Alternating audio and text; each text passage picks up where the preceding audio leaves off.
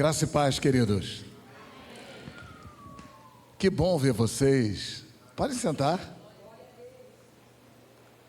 Rever alguns que eu não via há alguns anos. Que privilégio, obrigado. Aleluia. Que Deus abençoe sua vida. Obrigado, pastor Cleiton e toda a equipe pastoral, pela honra que vocês me dão, pastora Creuma, de me receberem aqui nesta noite. Amém. Abra, por favor, sua Bíblia em Efésios, no capítulo 2. Hoje é um culto de missões e é muito impactante ver várias bandeiras de países, e alguns desses países estão no nosso radar. Amém.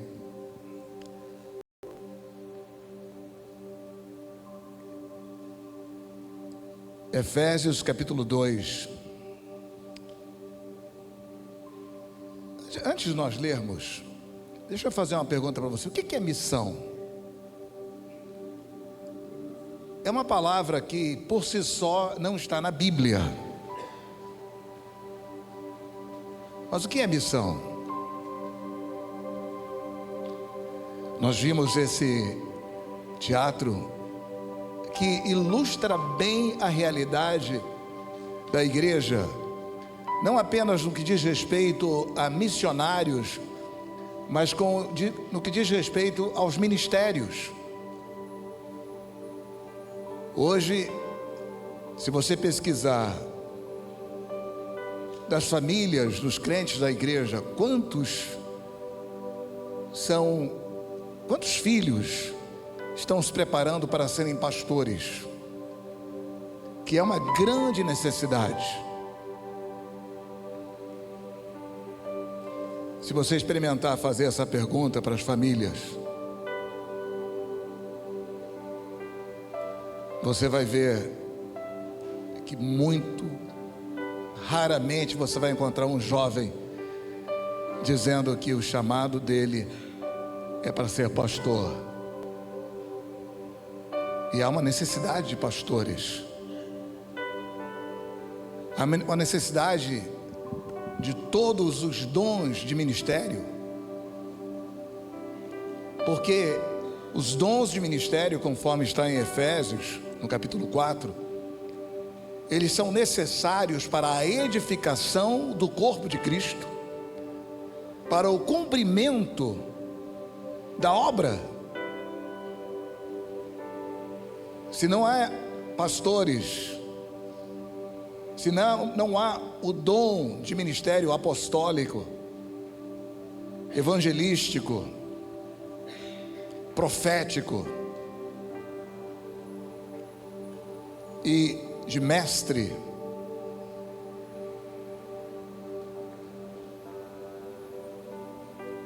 como é que seremos edificados? Como é que o corpo vai crescer através da justa operação de cada parte, para que o corpo de Cristo cresça? Cada um de nós tem uma função específica a desempenhar. Uma vez eu assisti um documentário que, quando eu entendi aquele documentário no mundo espiritual, eu comecei a chorar. Uma história muito interessante de um rapaz. Começa a história dele a ser contada quando ele era criança. Era um menino muito inteligente, mas ele era deficiente, tetraplégico, e tinha dificuldade até de falar, mas era muito inteligente. E ele foi privilegiado por ter uma mãe absurdamente teimosa, numa época em que a escola não estava preparada para receber os diferentes, e ele era muito diferente. Mas a mãe bateu o pé, insistiu, e teve que mover tribunais para ele conseguir concluir a sua carreira acadêmica, fundamental, médio, e o grande desafio foi quando ele entrou para a faculdade. Não queriam deixar, não, até aí tudo bem, mas daqui em diante não. E eu fiquei muito comovido de ver aquele rapaz digitando. Ele publicou vários livros e digitava palavrinha por palavrinha através de uma espécie de palito que ele segurava entre os dentes e teclando.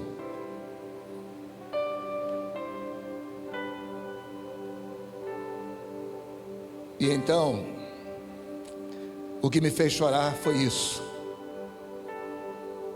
O apóstolo Paulo é o único que descreve a igreja como o corpo de Cristo.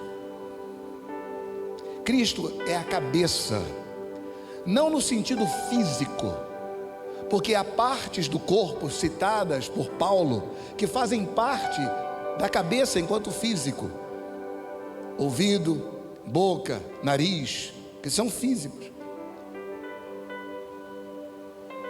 Aquele rapaz, a sua boca não falava direito.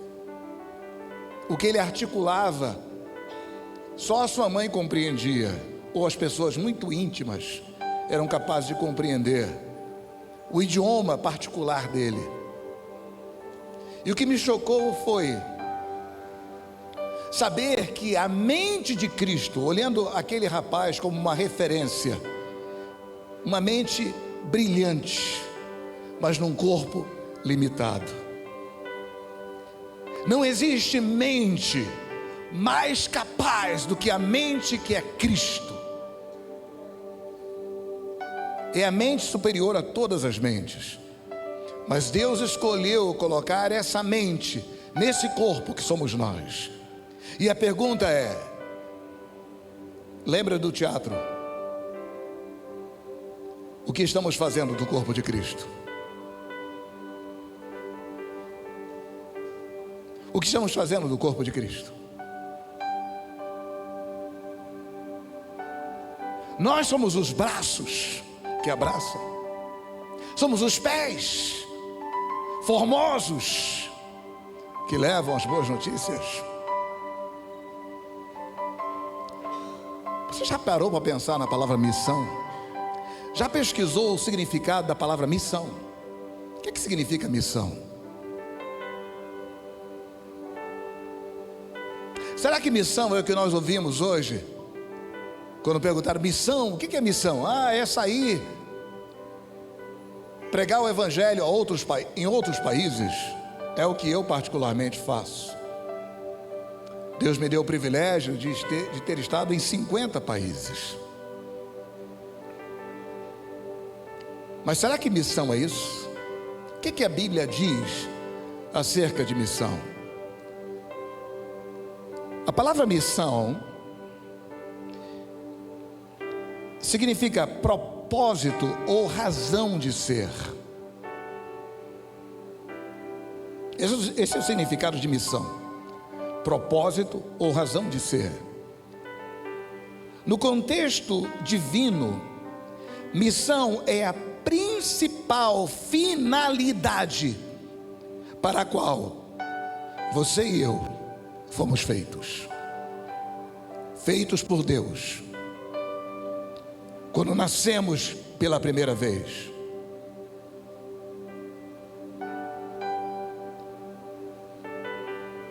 e quando fomos criados em Cristo Jesus, ou seja, quando nascemos pela segunda vez, o novo nascimento.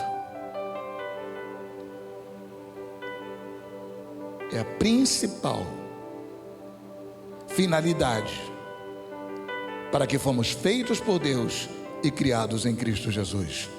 É a missão. Efésios 2:10 diz: porque somos feitura sua, criados em Cristo Jesus para as boas obras, as quais Deus preparou para que andássemos nelas. Amém? Vamos orar. Eu quero agradecer ao responsável pela missão desta igreja, meu querido amigo Agmar e a sua esposa Maria Eva, que foram os primeiros a fazer esse convite. Na verdade, era se eu estivesse disponível, ou então que enviasse, recomendasse um amigo, e eu queria recomendar, aliás, na verdade recomendei um pastor, amigo meu, um italiano, que é pastor na Inglaterra, mas ele teve uma enfermidade e está se tratando, vai vir aqui, mas não agora. Já é uma pessoa de idade, é um grande amigo meu, né? E ele está contando vir aqui, tá? Esteja orando pelo pastor Carmine, tá? Carmine Riondino, é um pastor italiano, mas que é pastor na Inglaterra há muitos anos e apaixonado por missões. Já esteve talvez em mais países do que eu, tá? Vamos orar. Peça ao Senhor para falar com você. Queridos, eu não posso fazer nada, eu não tenho nada para falar para você, é o Senhor. Amém? Diga: Espírito Santo, fale comigo, me ensine, me corrija, peça a direção dele para a sua vida. Amém? Pai, tua palavra diz que nós vamos te buscar e vamos te encontrar somente quando te buscarmos de todo o nosso coração. Meu Deus, em nome de Jesus, eu oro para que haja agora, por parte do teu Espírito, Senhor, o Senhor que opera em nós tanto o querer quanto o realizar da tua vontade. Eu te peço que o Senhor coloque, Pai, desejo, o querer em nossos corações. Deus, que tenhamos vontade de fazer tua vontade e que o Senhor nos habilite a fazê-la, em nome de Jesus. Perdoa-nos, Senhor, pela nossa ignorância, quando ignoramos o que a tua palavra diz. Em nome de Jesus, em nome de Jesus, trabalha no nosso ser, ajuda-nos a assimilar a tua palavra, a receber com humildade, ó Deus, essa palavra enxertada em nós, que é poderosa para salvar as nossas almas. Oramos agradecidos, em nome de Jesus. Amém. Amém. Pode sentar. Esse texto diz que somos o quê? Feituras. Diga para o seu irmão: não é feiura, é feitura, tá? Somos feitura do Senhor. O que significa feitura? Ele nos fez. Isso é uma coisa que você e eu temos que nos lembrar sempre. Por que nós existimos? Existimos porque o Senhor nos fez. Não há nada que pudéssemos fazer nós mesmos para que nascêssemos. Nem mesmo o nascimento dos nossos filhos fomos nós quem fizemos. Não, foi o Senhor que fez. Não, eu amei a Vânia no sentido pleno de marido e mulher, e daí nasceu o João Paulo. E eu gostaria que tivesse nascido até mais, mas a vontade de Deus é que fosse ele, pronto, e acabou. Amém? Mas não fui eu quem fiz, quem fez foi o Senhor.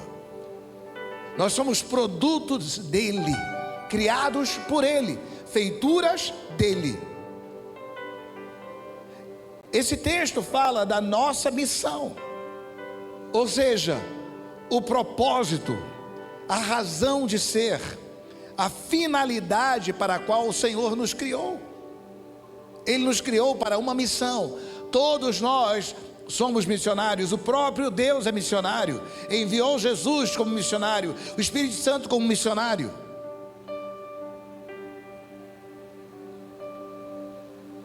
E a igreja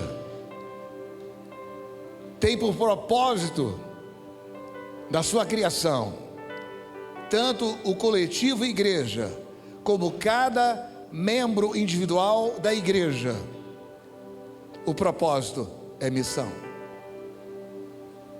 Ou seja, a finalidade para a qual Ele nos criou. Não fomos criados para sermos alguém na vida, como aprendemos na escola. Por que você estuda para ser alguém na vida? Não. Fomos criados pelo Senhor para cumprir uma finalidade. Todos são chamados para serem pastores? Não. Daniel era um profeta do Senhor, mas ele tinha uma atividade secular. A mesma coisa, José governava, era o principal administrador de uma nação.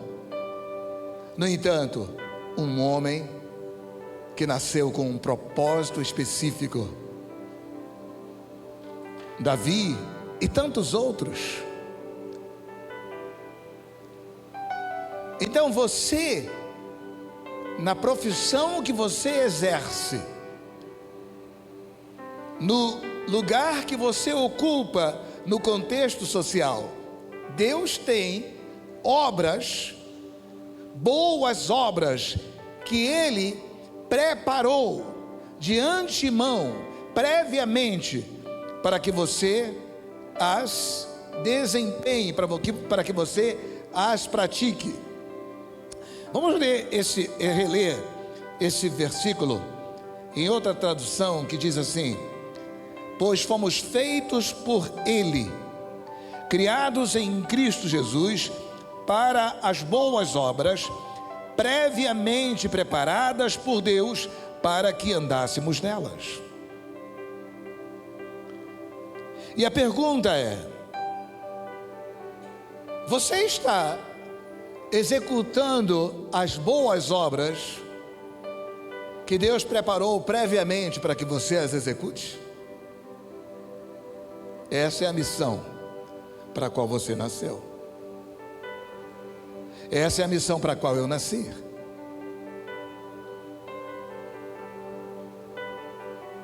Esse é um assunto entre você e Deus. Eu estou aqui comunicando, lendo com você a palavra de Deus. Não tenho nada com isso, mas eu tenho que te falar isso, porque é o que a Bíblia diz. É interessante que essa palavra boas obras,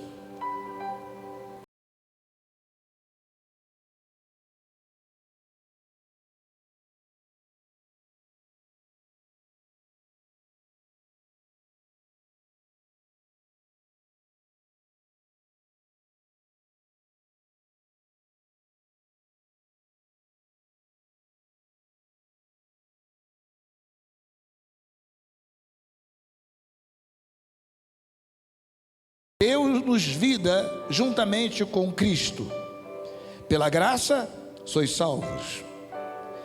E nos ressuscitou juntamente com Ele, e com Ele nos fez assentar nas regiões celestiais em Cristo Jesus. Para quê? Para mostrar nos séculos vindouros a suprema riqueza da sua graça, pela sua bondade para conosco em Cristo Jesus. Porque pela graça sois salvos, por meio da fé. E isto não vem de vós, é dom de Deus, ou seja, dádiva de Deus. Não vem das obras, para que ninguém se orgulhe. Pois somos feitos por Ele, criados em Cristo Jesus, para as boas obras, previamente preparadas por Deus, para que andássemos nela. Eu faço questão de ler esse mesmo texto, mas agora um pouco mais amplo. E essa tradução que está exatamente conforme está no grego. Porque no grego não começa com a boa notícia, como acontece em português. A boa notícia só vem no verso 4. No grego começa com a má notícia. A boa notícia do Evangelho inclui a má notícia, que somos pecadores, que estávamos perdidos, estávamos mortos. Diz assim: antigamente, por terem desobedecido a Deus e terem cometido pecados. É muito interessante que Paulo divide a desobediência, que é pecado, do pecado, ou dos pecados. Por quê? Porque a desobediência é o pecado original, é o primeiro de todos os pecados, é a fonte de todos os pecados, é a desobediência. Tudo começa com a desobediência. Então ele diz: vocês estavam espiritualmente mortos. Naquele tempo, vocês seguiam o mau caminho deste mundo, faziam a vontade daquele que governa os poderes espirituais do espaço. Quem é ele? O espírito que agora controla os que desobedecem a Deus. De fato, todos nós éramos como eles e vivíamos de acordo com a nossa natureza humana, fazendo o que o nosso corpo e a nossa mente queriam. Assim, porque somos seres humanos como os outros, nós também estávamos destinados a sofrer o castigo de Deus. Essa é a má notícia, apresentada no passado, já como uma boa notícia. Tudo muda no verso 4, que começa com o mas. Se uma moça interessada em se casar, né, eu fizesse uma descrição do meu filho, a quem eu conheço muito bem, porque é meu filho, e falasse: olha, todas as qualidades dele, ele é isso, ele é aquilo, e ele tem realmente muitas qualidades. Por exemplo, ele é poliglota, é fluente em 5 idiomas, né? É um excelente músico, um filho maravilhoso. E se eu saísse descrevendo todas as qualidades que ele tem, mas num determinado momento eu dissesse: mas tudo que eu tinha dito antes fica desqualificado. Mas, porém, todavia, a moça já era, se for uma moça sábia, né? E é justamente o que acontece aqui. Aqui é uma péssima notícia. Estávamos maus, controlados pelo Espírito que governa todos os que desobedecem a Deus. Nós éramos desobedientes a Deus. Mas acontece uma coisa maravilhosa. Mas essa palavra é a separação entre antes e depois. Mas a misericórdia de Deus é muito grande, e o seu amor por nós é tanto, que quando estávamos espiritualmente mortos, por causa de quê? Da nossa desobediência, Ele nos trouxe para a vida que temos em união com Cristo. Pela graça de Deus vocês são salvos. Por estarmos unidos com Cristo Jesus, Deus nos ressuscitou com Ele para reinarmos com Ele no mundo celestial. Aleluia! Olha que boa notícia. Deus fez isso, diz o verso 7, para quê? Para mostrar em todos os tempos do futuro a imensa grandeza da sua graça, que é nossa, por meio do amor que Ele nos mostrou por meio de Cristo Jesus. Pois pela graça de Deus vocês são salvos por meio da fé. Isso não vem de vocês, ou seja, queridos, salvação é algo humanamente impossível.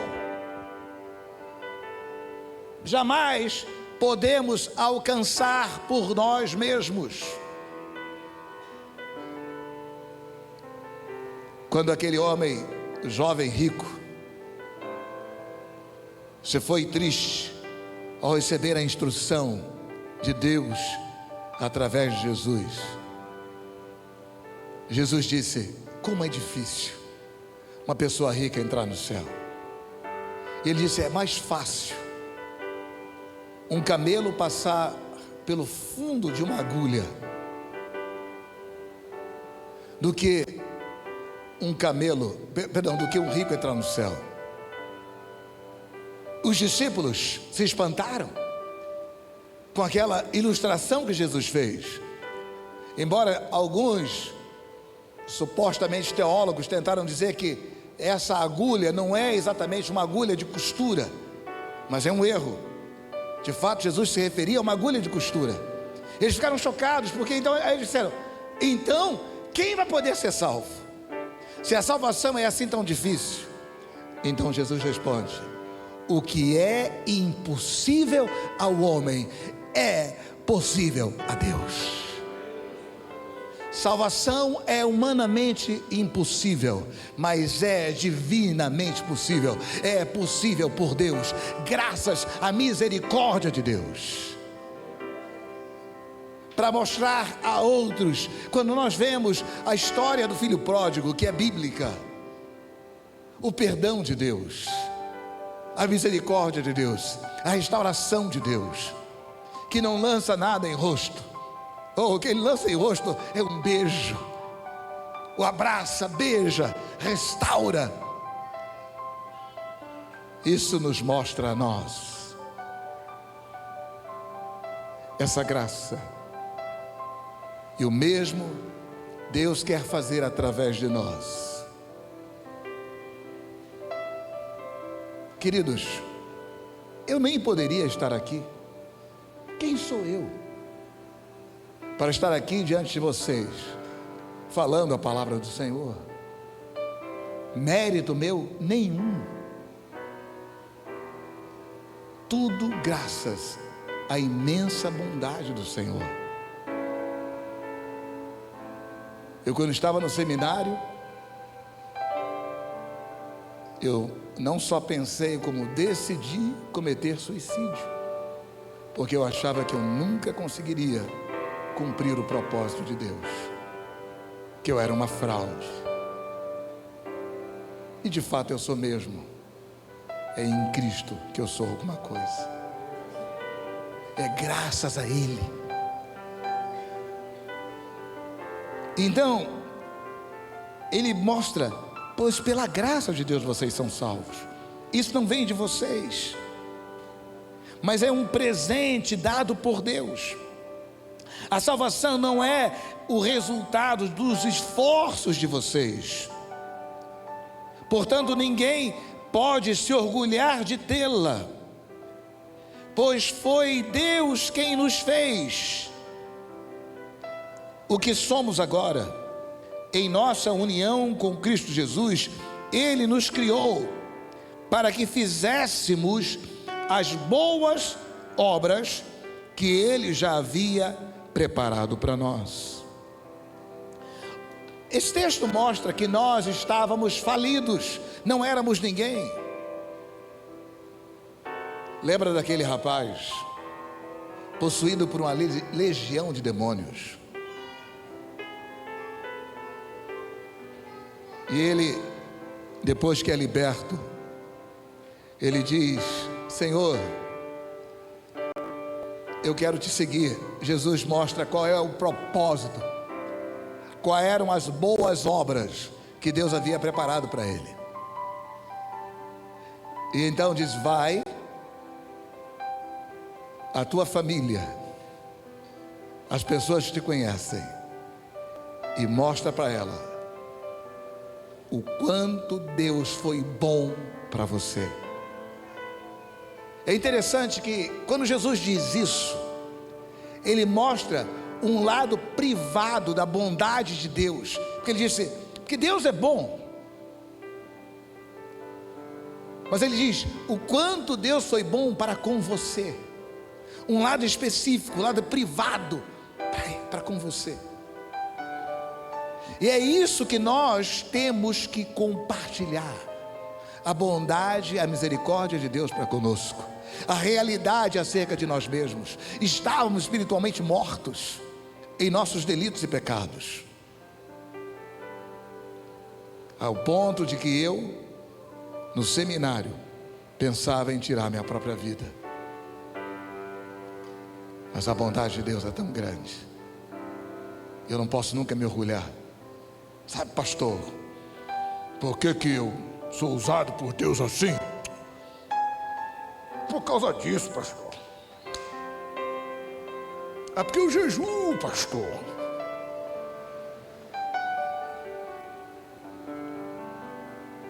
Isso não é a verdade. Lembra do fariseu? Jejuava, orava. É porque eu dizimo. Dizimava tudo quanto ganhava. E essas coisas são corretas. Jejum, oração são disciplinas espirituais. Temos que contribuir para a obra do Senhor. Mas não é pelo que nós fazemos, pelo nosso esforço, que conseguimos nada, para que nós nos orgulhemos. Não. É pela graça dele, pela misericórdia dele. Mas a questão é, Deus tem uma missão para nós. Aquele rapaz saiu, foi para sua família, no exterior. Ele era estrangeiro, ele não era de Jerusalém, não era de Israel, não era um israelita. E ele foi para as Decápolis, um conjunto de 10 cidades, falando o que Jesus tinha feito por ele. E isso impactava as pessoas, aqueles que o conheceram. Um homem louco, e agora liberto por Deus. No Rio de Janeiro, no Rio Comprido, nasceu uma igreja, quando um médico de uma igreja muito tradicional, e esse médico foi batizado com o Espírito Santo. E ele tinha um irmão que estava internado num hospital psiquiátrico, como louco. E então ele foi orar pelo irmão. Ele só não ficou internado junto com o irmão porque ele era médico. Porque quando ele foi orar pelo irmão, descobriu que o irmão não era doente. Sabe o que era? Endemoniado. E manifestou o demônio. E aí foi liberto. Aleluia! E aquilo gerou um grande impacto. Um homem estava internado como louco, mas na verdade ele era endemoniado. A sua mente era lúcida. Ele era possuído por um demônio, como a palavra de Deus mostra. Como aconteceu com aquele jovem gadareno. E ele saiu evangelizando, contando aquilo que Jesus fez por ele. A libertação do irmão desse médico, doutor Acioli de Brito, foi tão impactante que gerou um movimento de oração. As pessoas começaram a orar e orar e orar e buscar a Deus para serem cheias do Espírito Santo. E dali nasceu uma igreja avivada, que evangelizava nas ruas, lá em Duque de Caxias, em vários lugares do Rio de Janeiro. Saía evangelizando nas praças, endemoniados, sendo libertos. Eu me lembro de uma cena até engraçada. Fomos, inclusive nós que começamos, nem pensávamos que íamos ser tantos pastores daquele grupo. E eu nem era dessa igreja, mas meu irmão mais velho era. E Cristina também foi. E então eu me juntava com eles, ia para a praça para evangelizar. E começou um culto, depois do culto à noite, na praça, evangelizando e ganhando perdidos para Jesus, porque eles entenderam a missão, entenderam que tinha que falar aquilo que Jesus fez por eles. E daquele grupo de jovens, quantos pastores? Deus tem um propósito para a sua vida. Você não foi criado simplesmente para ser feliz. eu nasci para ser feliz. Onde é que está isso? Você é feliz quando você cumpre o propósito para o qual Deus criou você, e não quando você pensa que é feliz. Isso não é felicidade. Felicidade é cumprir a finalidade para a qual você foi feito por Deus e foi criado em Cristo Jesus. Não é nada para que você se orgulhe. E eu quero fechar essa palavra indo a Tiago, capítulo 2.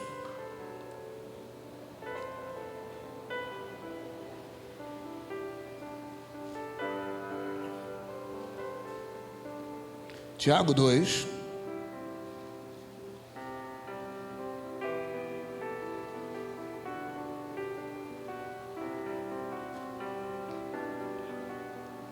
a partir do verso 14.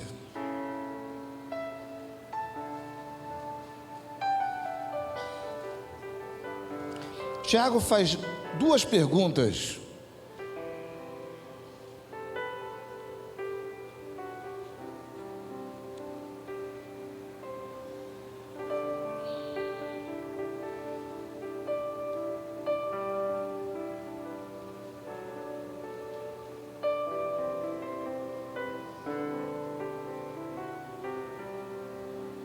Tecnologia às vezes ajuda, às vezes atrapalha, né?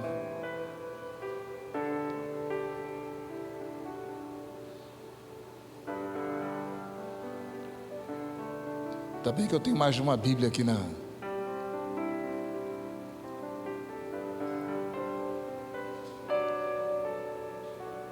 Tiago, capítulo 2, verso 14.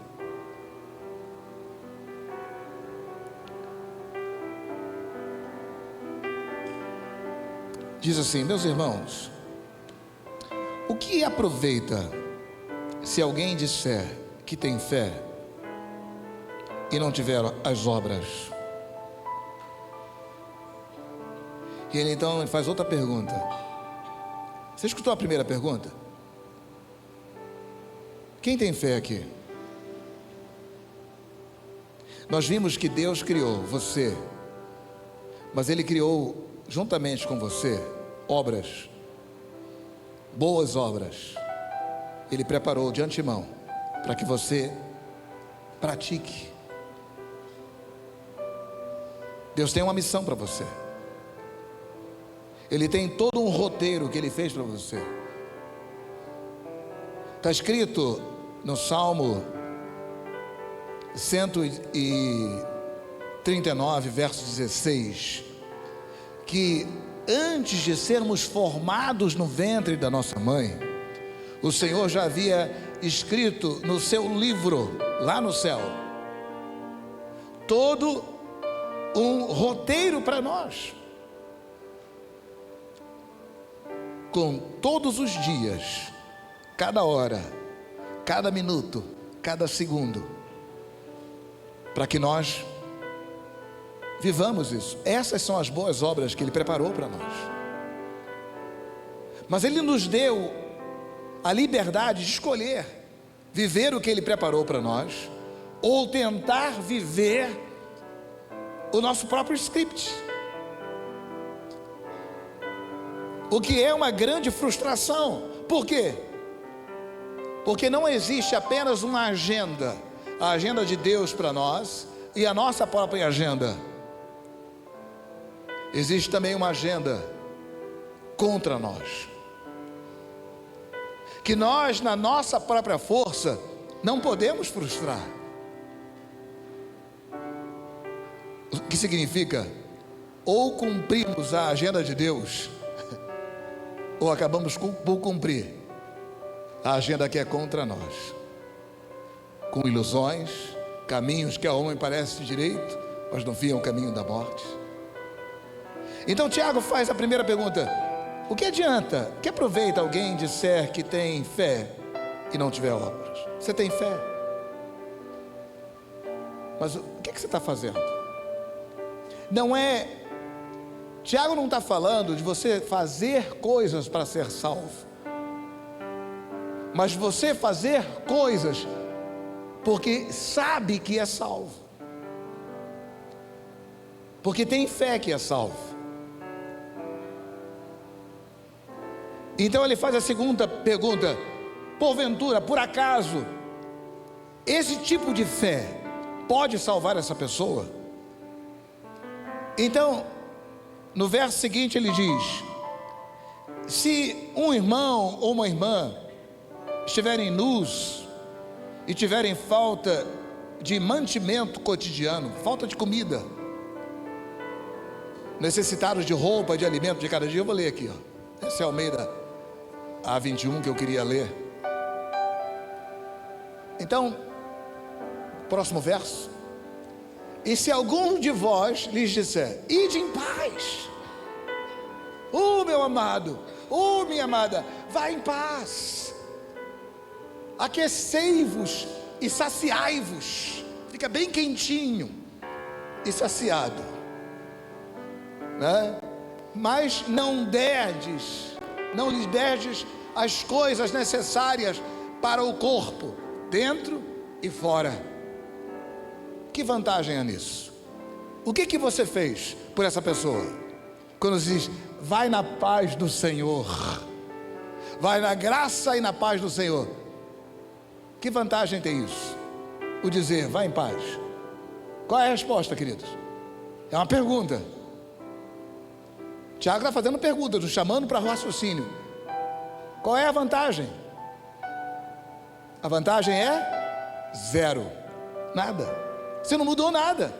A pessoa continua com fome e com frio.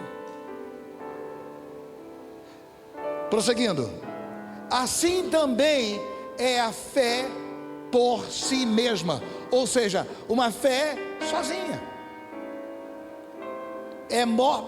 Deixa eu concluir: é morta se não tiver obras. Uma fé sem obras, ela é morta, ela é incompleta.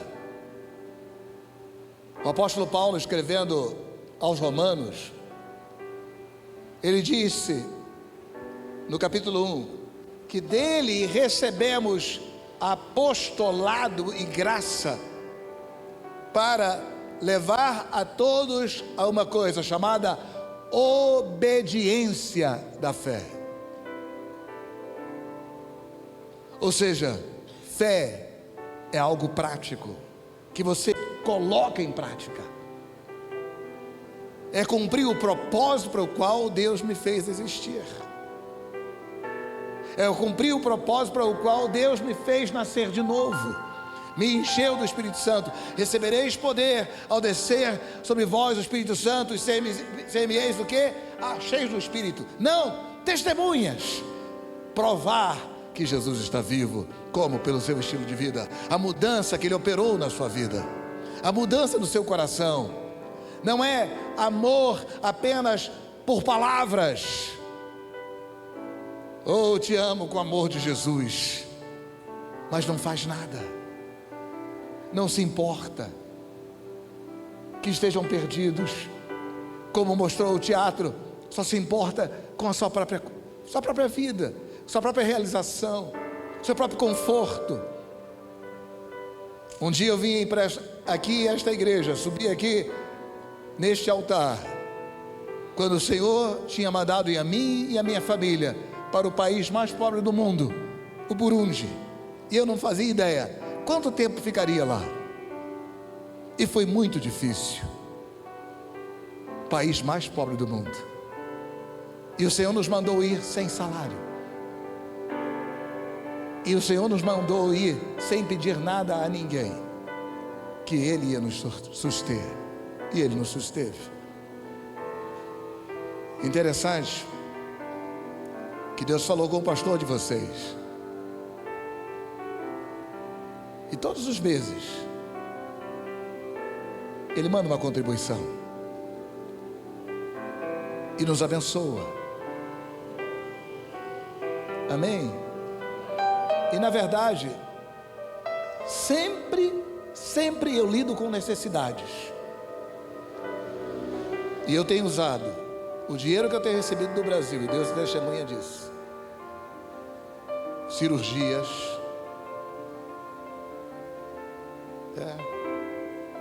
No Quênia, este mês agora, em Uganda, um pastor se acidentou.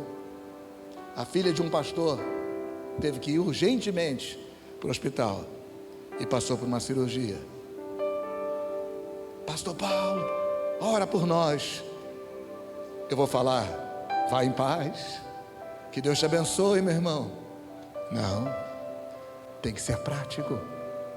Se Deus está me abençoando, eu vou abençoar outros. Amém? Somos abençoados para abençoar. Amém? E é dessa forma que mostramos o amor do Senhor. É dessa forma que nós mudamos histórias. Queridos,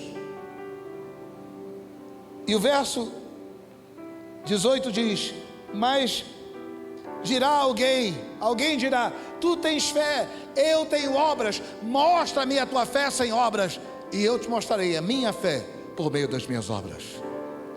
Fé é mostrada por meio de como vivemos. Eu demonstro que eu creio quando eu coloco em prática. Aquele jovem rico não acreditava em vida eterna coisa nenhuma, porque ele não fez o que Jesus mandou. Se ele acreditasse, ele colocaria em prática. Nós provamos que cremos na palavra quando colocamos a palavra em prática. Provamos que cremos em oração quando oramos. Provamos que cremos em contribuição quando contribuímos. Provamos que cremos no perdão quando perdoamos. Provamos que cremos no amor quando amamos. Se eu não amo, o fato de eu não amar, que é um mandamento, amar como Cristo me amou, esse é o novo mandamento. Então, eu provo que eu não creio naquilo que eu digo que creio. Eu te amo com o amor de Jesus. É conversa fiada. Nós provamos o que cremos, não com discurso, mas com estilo de vida, vivendo as boas obras que o Senhor preparou de antemão para que nós vivêssemos. Essa é a nossa missão. Temos que falar de Jesus, e não só falar, demonstrar Jesus, demonstrar o seu amor, demonstrar sua misericórdia, demonstrar o seu perdão, demonstrar que Ele está vivo, demonstrar que Ele cura, demonstrar que Ele salva, demonstrar que Ele liberta, e não apenas discurso.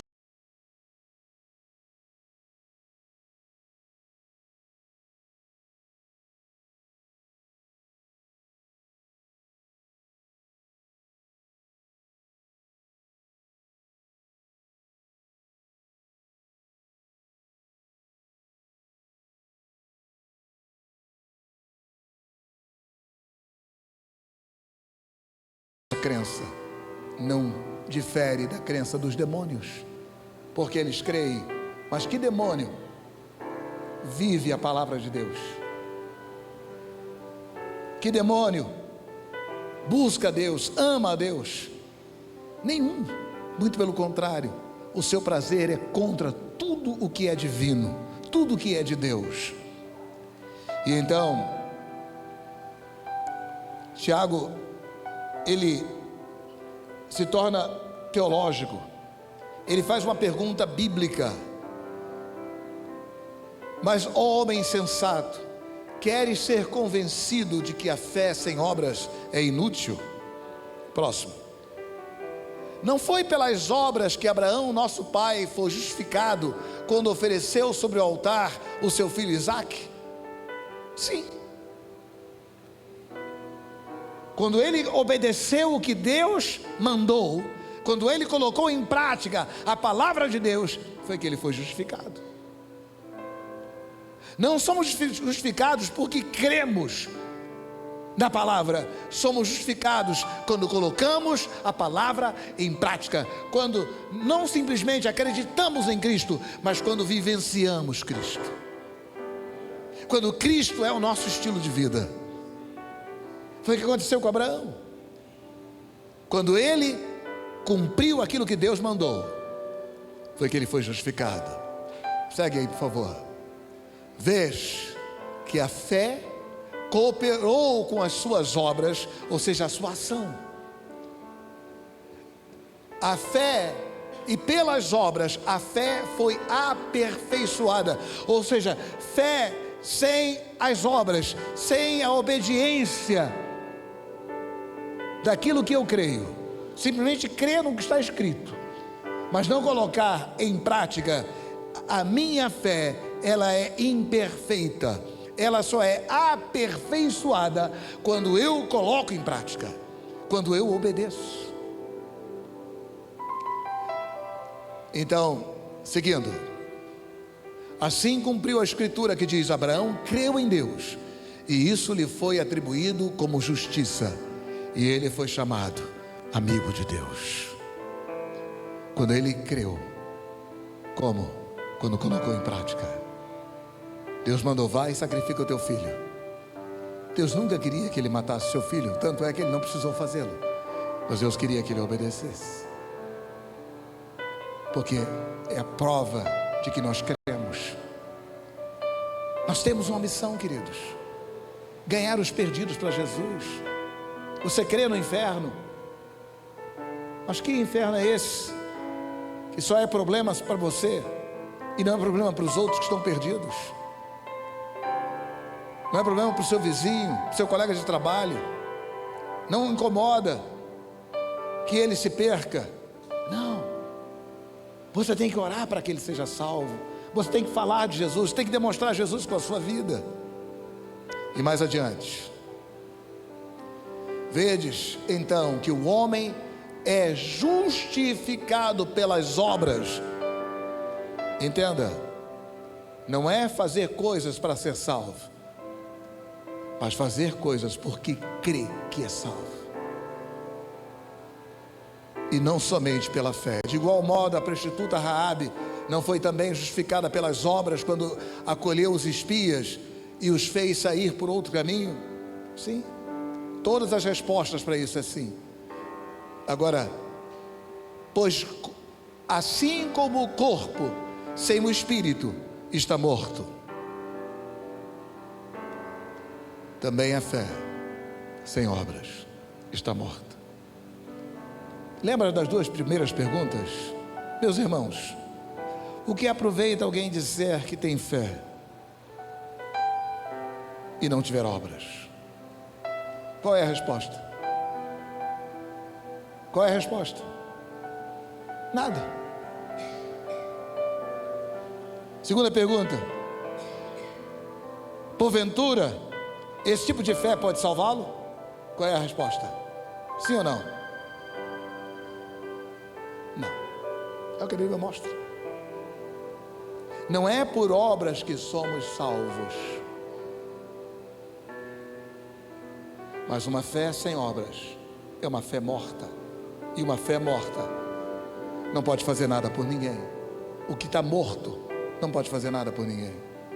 E minha pergunta é: como está a sua fé em Jesus? Como está a sua fé na palavra? Como você tem vivido a palavra?